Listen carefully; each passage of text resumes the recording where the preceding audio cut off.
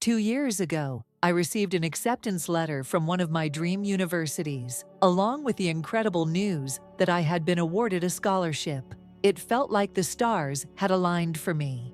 In preparation for college, I had been working part-time, trying to be responsible and save up as much money as I could. My plan was to build a financial cushion, a college fund I could rely on, in case I needed money for unexpected expenses, or if the scholarship didn't cover everything. I didn't want to leave things to chance, so I took it upon myself to save diligently.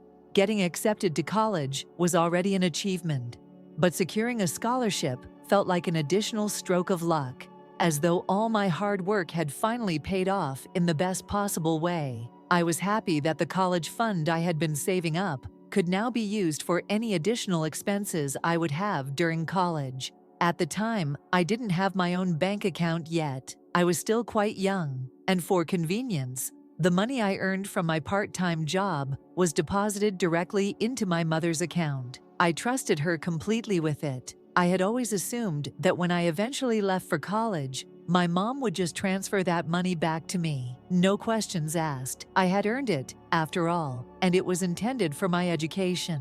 However, reality turned out to be quite different from what I had expected. Not long after I received my scholarship, my parents sat me down to talk. They announced, quite casually, that since I had been fortunate enough to receive a scholarship, I no longer needed the money I had been saving for college. They explained that because my tuition would be mostly covered, they wanted to redirect that money, my money, for my older sister's future instead.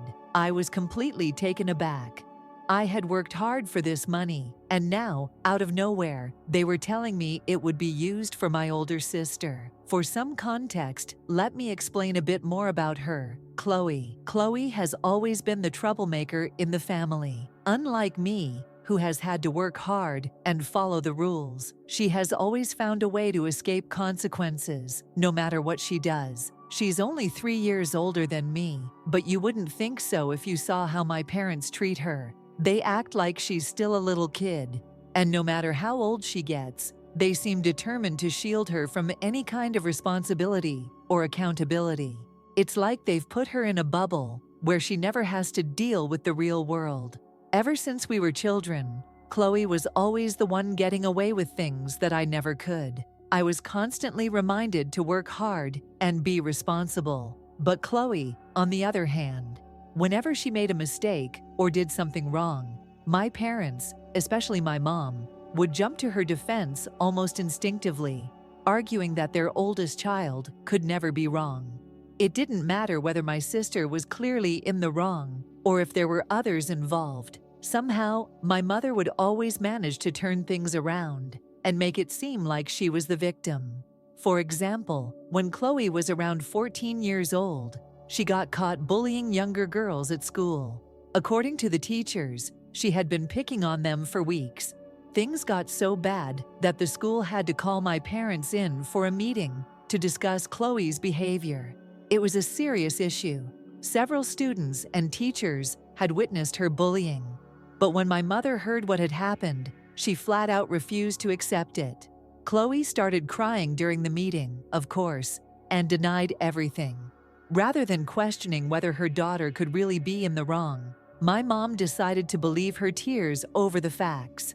She argued with the teachers, even with the headmistress, insisting that Chloe was being unfairly accused. She made up excuses, saying that her darling daughter could never be nasty or mean to anyone, and even went so far as to accuse the victims of acting just to get Chloe into trouble. In the end, Chloe was let go with only a week's suspension, but my mom's refusal to accept the truth meant that Chloe realized she faced no real consequences. She was never reprimanded for what she did, and life went on as though nothing had happened. Then, when my sister turned 16, things escalated significantly. She got herself into even more trouble. This time, she was caught smoking at school, which by itself was already against the rules.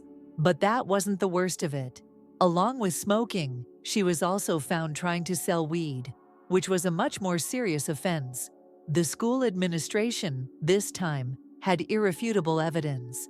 There were witnesses, too, and it was clear that Chloe had crossed a line that even my parents couldn't argue their way out of. When the school uncovered everything, Chloe was essentially expelled, and that marked a turning point.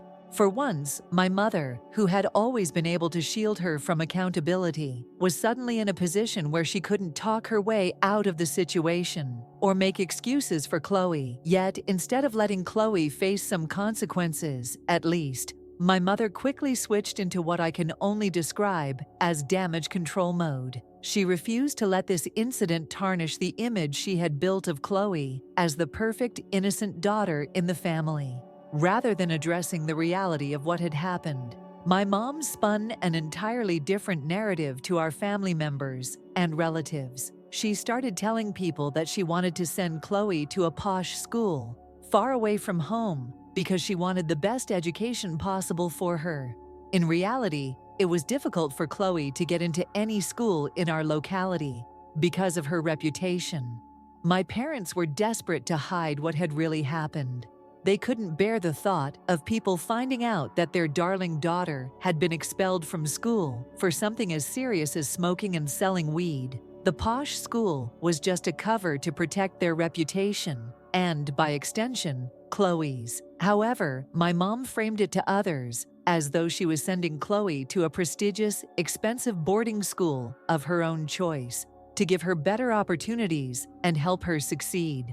Of course, this decision came at a huge financial cost. The boarding school my parents chose for her was incredibly expensive, far beyond what my parents could comfortably afford. They struggled to pay for it, but they were willing to make those sacrifices to maintain the image of Chloe being this privileged, well-off girl who was receiving the best education that was far above everyone else living in our neighborhood.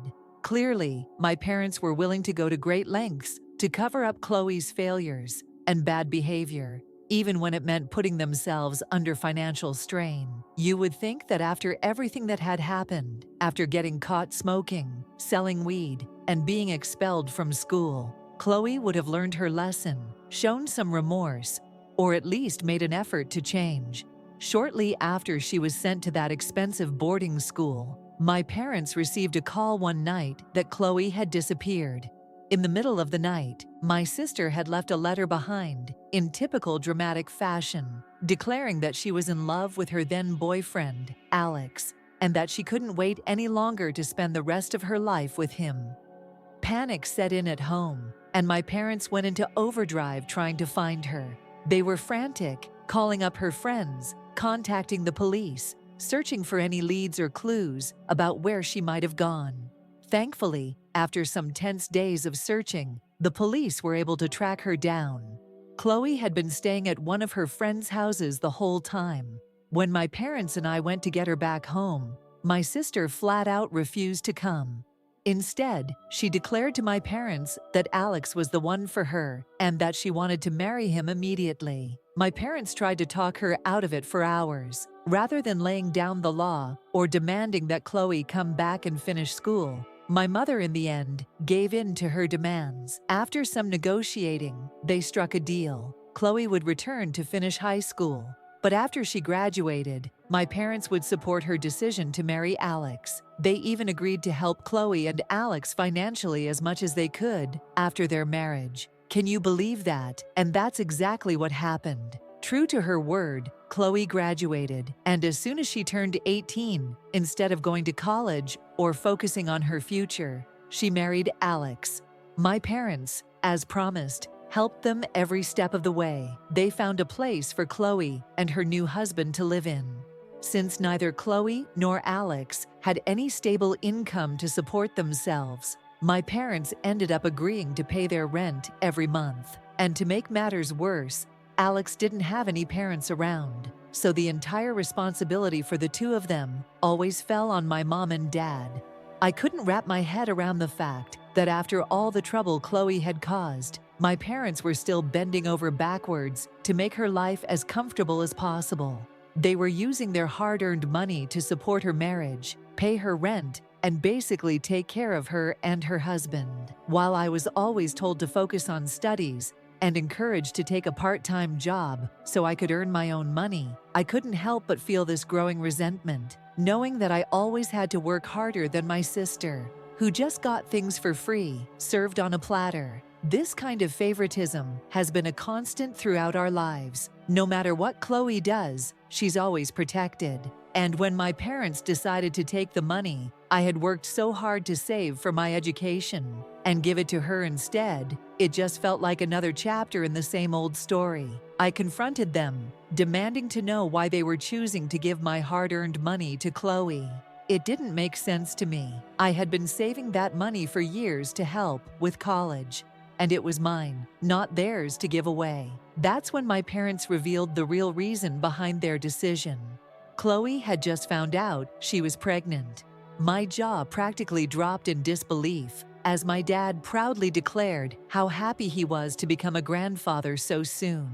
Both he and my mom beamed with excitement, completely unfazed by my reaction. For them, this was joyous news, a new chapter, a grandchild to look forward to. But all I could think was, how is Chloe going to handle having a baby when she can't even manage her own life? She and her husband could barely take care of themselves, let alone a child.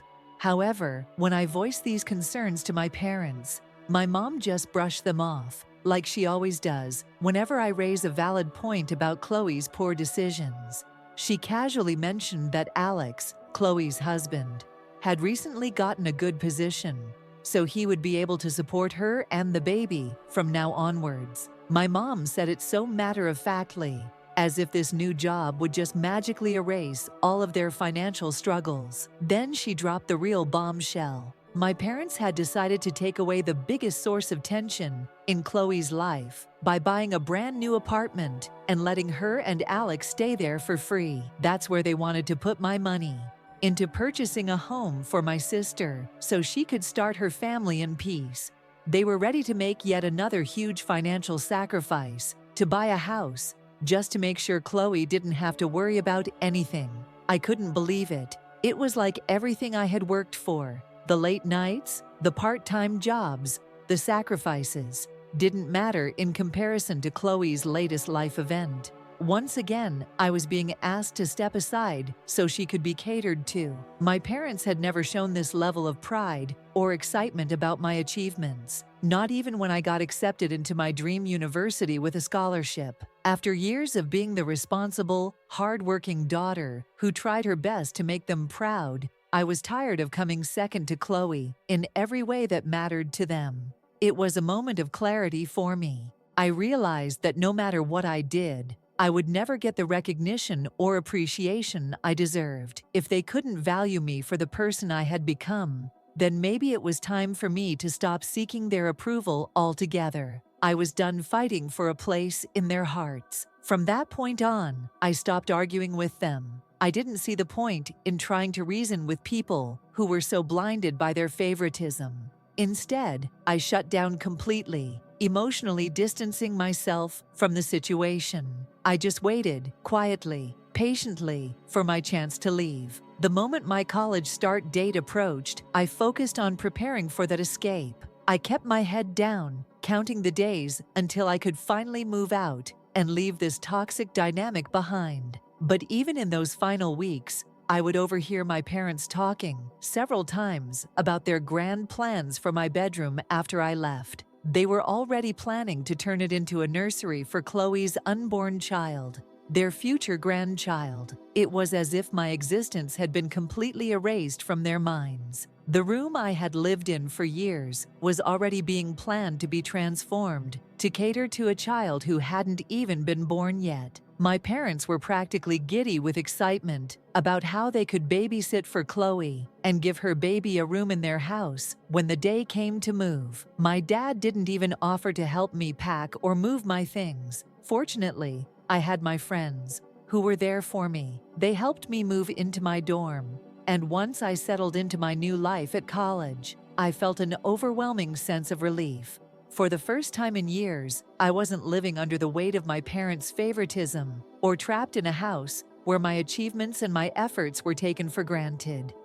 Away from my family, I finally had the freedom to live my life without constantly being compared to my sister or feeling like I wasn't good enough. For the last 2 years, I've been focusing completely on myself. College has been a busy and fulfilling experience. I've worked hard academically while also holding down a part-time job as a server. And honestly, I love the life I've built for myself. After moving out, I finally felt free from the toxic favoritism that had dominated my family for so long. True to their word, my parents turned my old room into a nursery for Chloe's baby Jamie. I've only met him once, briefly, when he was born. Chloe and I have never been close, so we don't really talk. And after it became clear that I had no place left at my parents' home, I stopped going back altogether. My parents have never really checked up on me these last 2 years, unless they wanted something from me.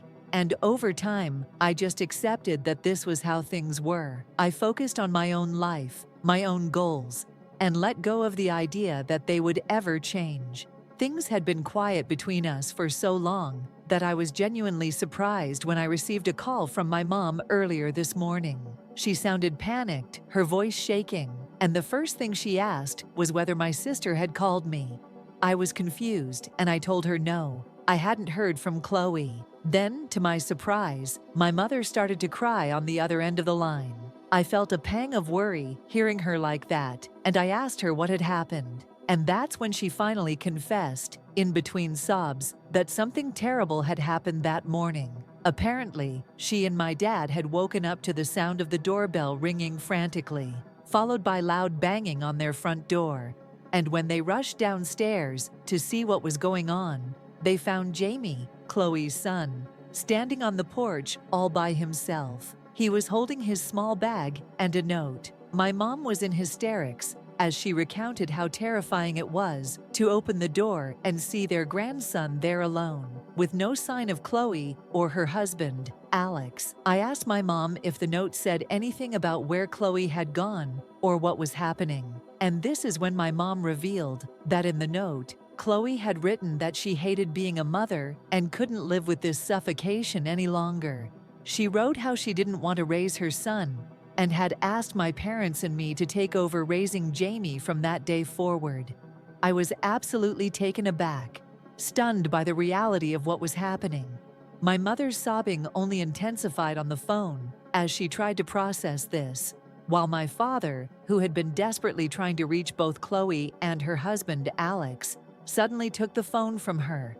I could hear the urgency in his voice. He informed me that both Chloe's and Alex's phones had been switched off, and he said that this was starting to be a very grave matter. He recounted how a few days ago, Chloe had asked them for money, so now there was a chance she'd actually run away with the money, leaving behind her son with us. My dad told me that it was time for me to come back home immediately to help them search for Chloe. I was still processing everything, trying to wrap my head around the fact that my sister had abandoned her child like this. And while I felt concerned, I also knew I had my own responsibilities. I calmly told my dad that coming home wasn't possible at the moment. I had an important exam coming up this week, and I couldn't just drop everything.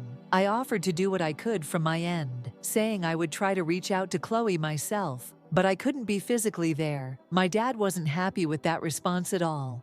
He started arguing, telling me I was being unreasonable and that the family needed me with them right now. He spoke as if it was my duty to show up, like I had some kind of moral obligation to be there for them in this crisis, just because we're family. But I wasn't about to let him guilt-trip me. I argued back, reminding him that my being there wouldn't solve anything.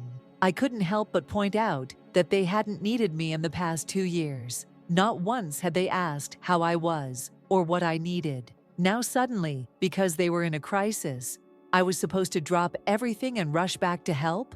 It didn't sit right with me, and I wasn't going to let them make me feel guilty for focusing on my own life. Then my dad told me how I was being too harsh on them during this time of crisis. He said that all they needed was for me to be there for them, that this situation wasn't about the past or any old family issues. It was about coming together as a family when things were clearly falling apart. He tried to make me feel like I was being cold-hearted for not rushing back to help, as though I was the one turning my back on them in their time of need? Was I the asshole for not letting my dad guilt trip me to go back home just because my sister has abandoned her son? I completely agree that something feels off about my parents suddenly calling me back home, especially considering how they've barely contacted me in the last 2 years. Now, out of nowhere, my mom, who hardly ever calls me, has been ringing my phone multiple times a day, practically begging me to return. It doesn't sit right with me, and it's hard not to think that there's some ulterior motive behind it.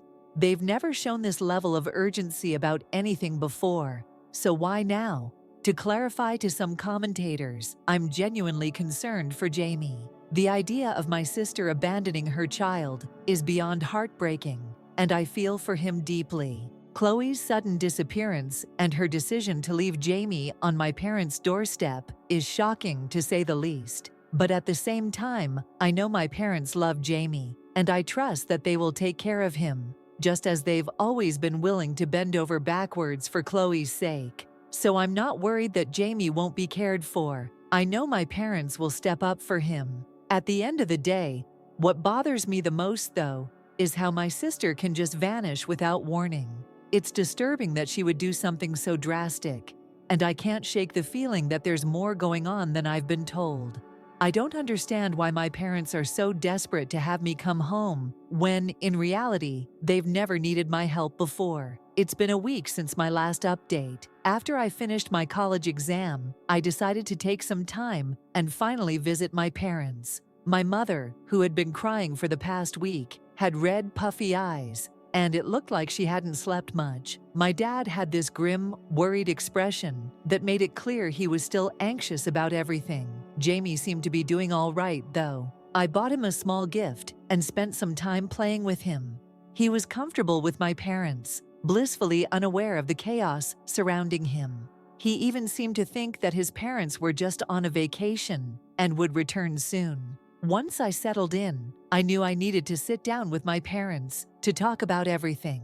I wanted to see the note Chloe had left with Jamie. As soon as I asked my parents to show me the note, I noticed my parents exchanging worried glances, which only heightened my concern. Finally, my mother hesitantly retrieved the note, and I braced myself for what I might read. As I read through it, I was shocked to find that they had left out a crucial part of the truth. Chloe hadn't just abandoned her son with my parents. She had specifically left him for me. I couldn't believe what I was reading. My sister had gone on to write that she resented the way my parents had raised her. She expressed how she wished she could be more like me, someone who was responsible and capable. She ended the note by writing that by leaving Jamie with me, he would have a better chance at a good life. Perhaps even a life she wished she could have had. I looked up at my parents, my heart racing, and demanded to know what the hell was going on. Why did my sister leave me her son? This changed everything. That's when my parents slowly began to reveal the whole story. After my parents had bought them a comfortable apartment to live in, Alex and Chloe started to spiral into a world of drugs and neglected their responsibilities as parents. Even after Jamie was born, my parents caught them multiple times, leaving Jamie alone at home, even as a baby, while they went out to party with random strangers late into the night. Both of them would also have violent fights due to their drug use. Chloe would often show up at my parents' doorstep, crying for help, with Jamie in her arms. Hearing all this felt like hearing a story about strangers. I mean, I have always known my sister causes trouble, but I had thought that at least as a parent, she would have given up on these things. But clearly, she hadn't. My parents had knowingly kept this hidden from me. They knew me well enough to understand that I would judge them for supporting Chloe through all of this nonsense. They had tried their best to get her help, even attempting to admit her to rehab, but she would always relapse. At one point, my sister, in dire need of money for drugs, resorted to stealing from them. That's when my parents realized just how dangerous the situation had become. Not just for Chloe, but for Jamie too. They needed to stand up for their grandson and protect him. They were in a position where they felt they had to protect their grandson, And this is when my parents threatened to call Child Protective Services on my sister and her husband and have them arrested for neglecting their son. It seemed this threat was what pushed Chloe over the edge. She had been struggling to be a parent for so long, and with their threat, she just couldn't do it any longer. A week before she disappeared, she had asked to borrow some money from our parents. Then, without warning, she left Jamie on their doorstep and vanished. My parents told me that it was clear she and Alex were done with being parents. They had knowingly left their child on their porch, and both of their phones were unreachable. My parents had registered them as missing. The police were involved, but even they believed that Chloe and Alex had likely left their child willingly, possibly to continue using drugs, which seemed all too likely given the circumstances. As I absorbed everything they were telling me, I felt a mix of anger and heartbreak. It was clear that my sister had been suffering for a long time, and yet I had been left completely in the dark. My parents went on to explain that this was the main reason they wanted me to come back home. They obviously could not come right out and tell me the entire truth on the phone, since they were afraid of how I would react to everything. My dad then started to say how he and mom were getting older, and while they enjoyed babysitting Jamie for a few hours,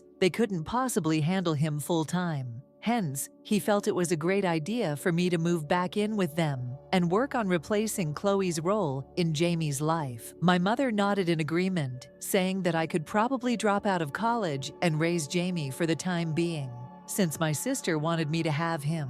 I was taken aback and couldn't help but laugh at their suggestion. Had they lost their minds? There was no way I was going to drop out to take care of my sister's child. I firmly told them that we needed to talk to CPS about this situation. If I didn't want to take legal custody, then they could step in and become custodians for Jamie. It felt like the most responsible path forward, given the circumstances. My dad quickly pushed back, saying that this was a family matter and that involving CPS could complicate Jamie's life. My mom chimed in, arguing that my sister would be disappointed in me if I didn't step up, since she had basically left her son to me, insisting that she and my dad expected better from me. Their words struck a nerve. I told them that I didn't care about disappointing anyone. It was about doing what was right for Jamie and myself. I needed to think this through carefully before rushing into making a decision that could change my life forever. So my parents have finally agreed to give me some time to think. Story 2. It's time to raise a chair. In the R Lounge today, we have another fantastic story for you. Who would have thought that being the best friend would make you a target?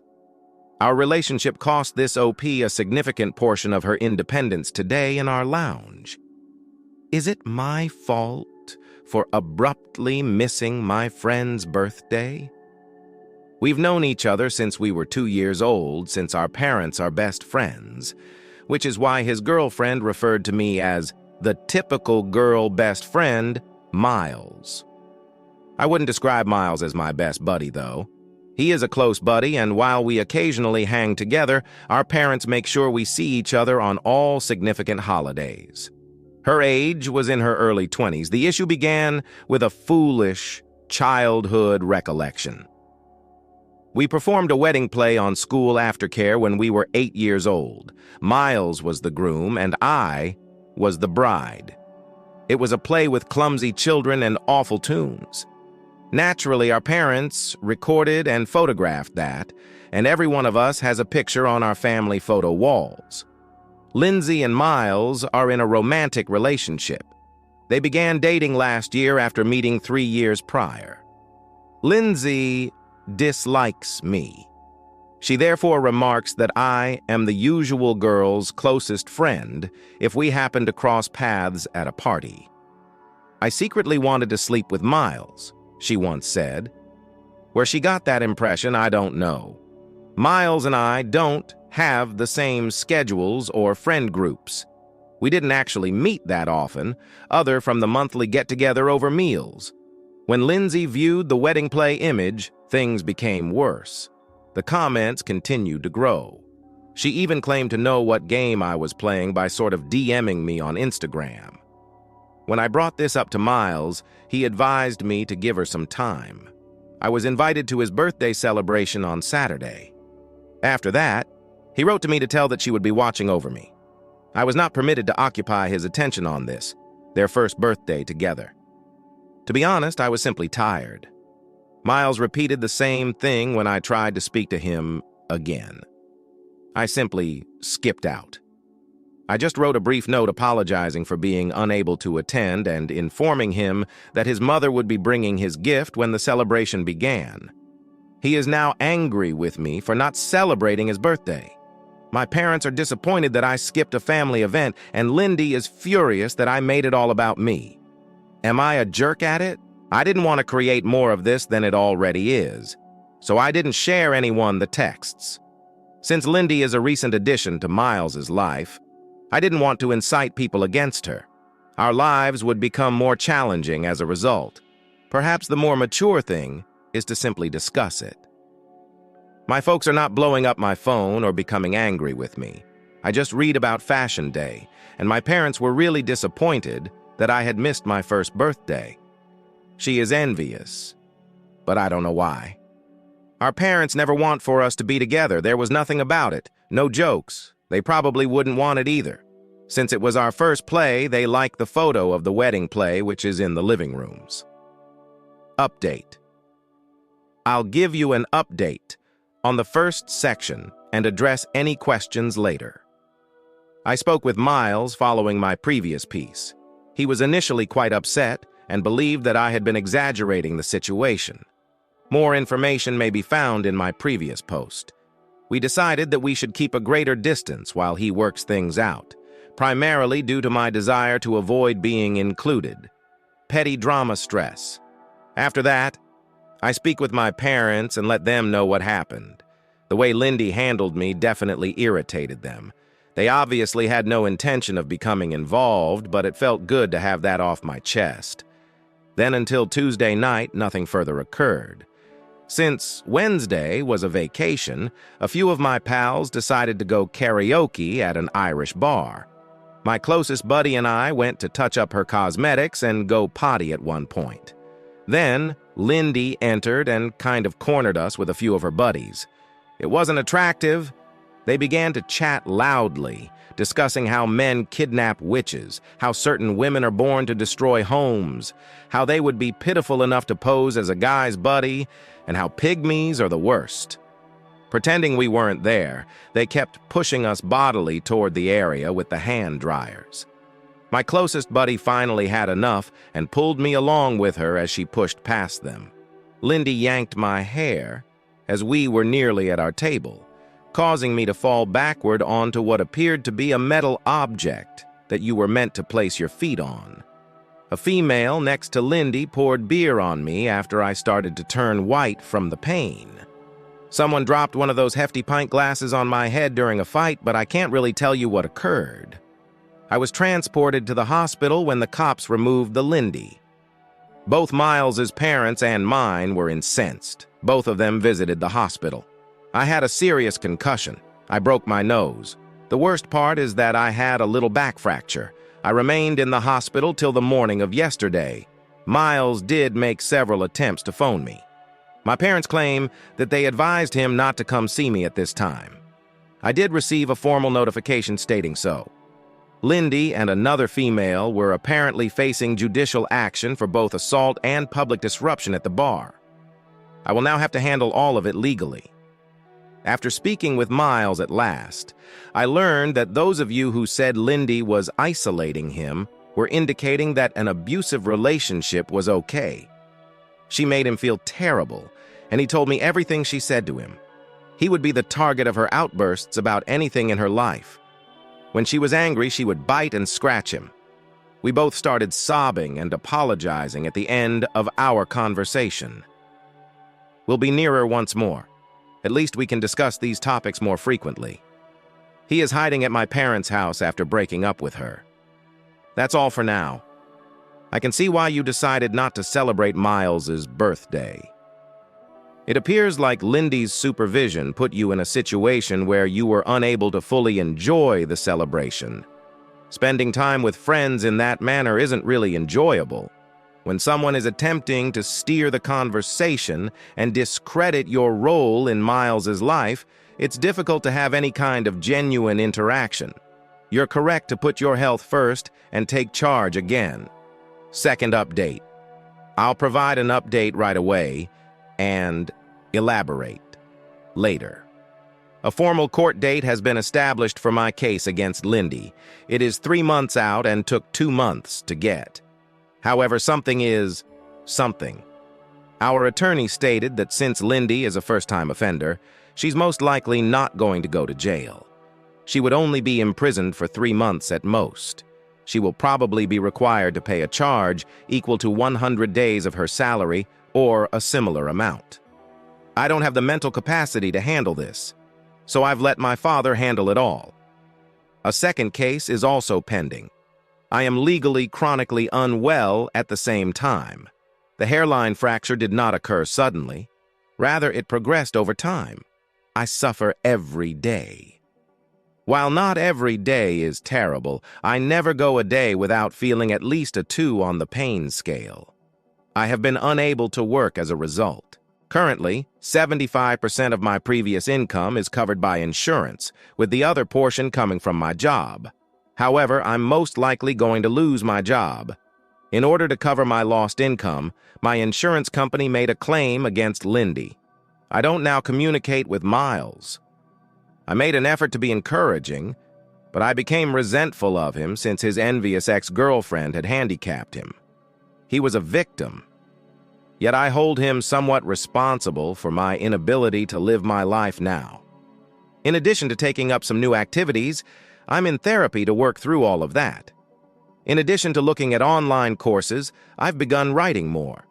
Miles's parents have been very supportive and have expressed regret. He has a saintly mother. In fact, we have become friends, and she offered to take me everywhere. I even went to watch Wolverine and Deadpool. We have plenty of time together because she is a stay-at-home wife. Through my lawyer, one of Lindy's pals contacted me and offered to testify against her own buddy. In addition, she issued a brief note of apology. Lindy had informed them that Miles had previously cheated on her with me and that I was harassing her. That's where we are at the moment. Be careful and protect your back. A fresh upgrade. Hello, everyone. So here we are once more. Indeed, progress has been made, but really I'm simply worn out. My insurance company versus Lindy was the first court date that came and went. She lost, which was shocking. I suppose it's wonderful that she's responsible for the majority of my lost income. I was relieved that I didn't have to stay the entire time since I've had enough of this crap. Regarding the criminal matter, we have no idea if we will really appear in court. Since I've had enough, I've given my dad control of the situation while my lawyer handles it.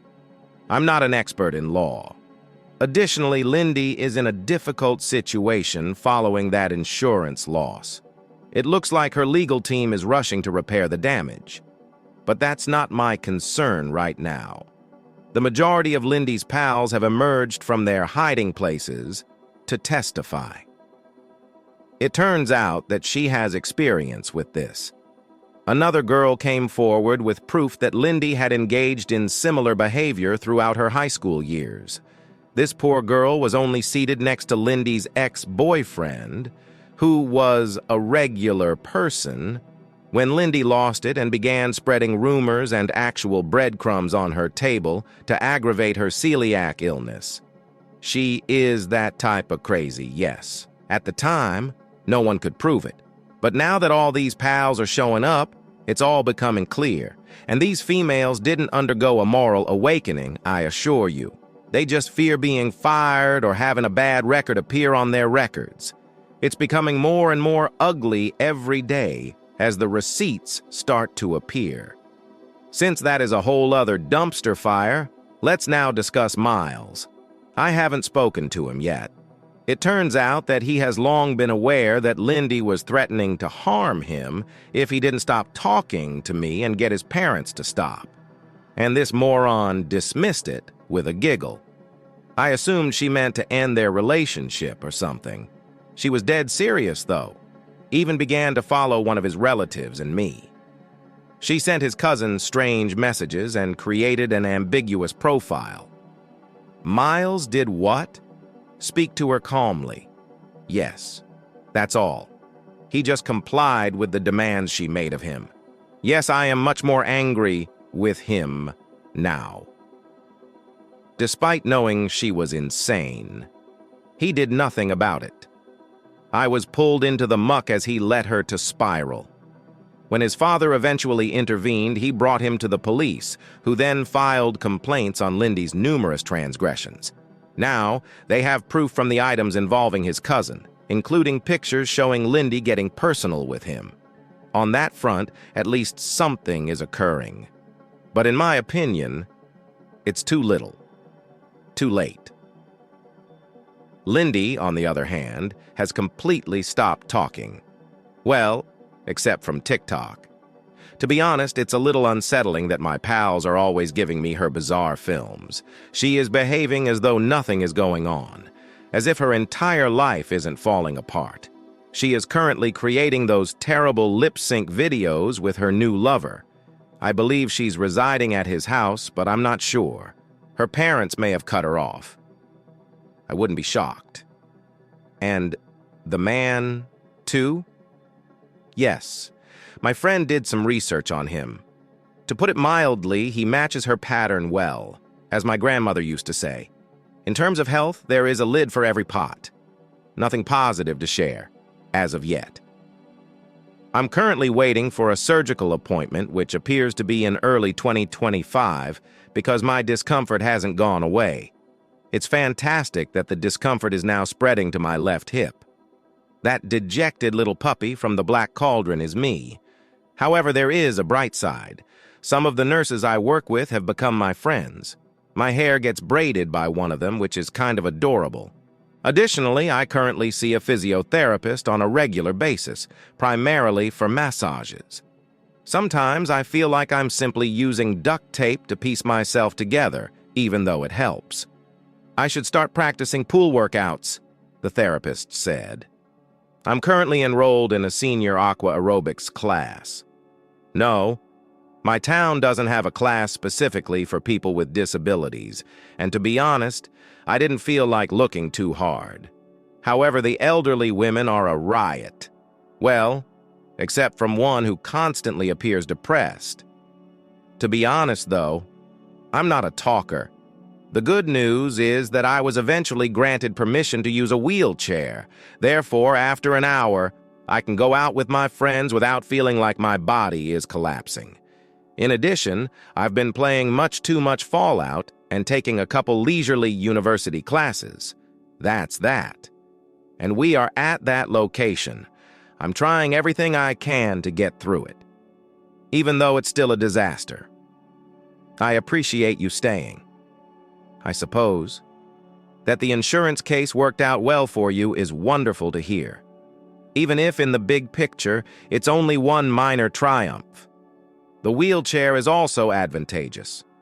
Lindy's legal issues appear to be mounting, and it appears that her previous actions are now getting to her. I'm happy that individuals are now coming forward to testify against her, even if it's irritating that it took so long for others to do so. You have good reason to feel resentful. This whole situation has truly affected you, and it's very understandable that you're angry at Miles as well. Make an effort to stay focused on your healing and the things that make you happy. You seem to be managing a lot, yet in spite of everything that is against you, you are managing to deal and keep going. Hold on, will you? Do you have a comparable tale? Tell us in the comment section below, and thanks for coming to the lounge with us today. To ensure you don't miss our next video, please press the notification bell, like, and subscribe till the next occasion. Additionally, kindly return your chair to its original location.